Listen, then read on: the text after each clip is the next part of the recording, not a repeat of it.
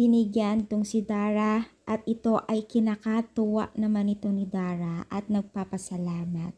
So ito ay makakatulong kay Dara kung saan ay kung ano po ang dapat gawin niya upang siya po ay tuluyan ng pumayat.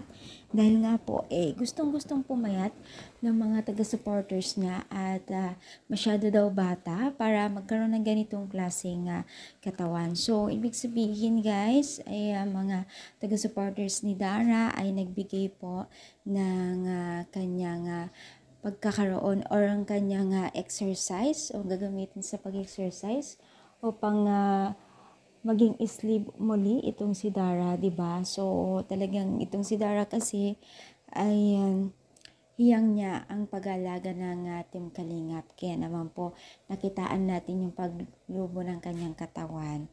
So syempre dahil gusto nila na mapabilang sa isa sa mga Kalingap Angels na maganda ang hubog ng kanyang katawan, talaga naman pong gumawa sila ng paraan para magamit niya sa kanyang pagiging isang or pag-slim ng kanyang katawan.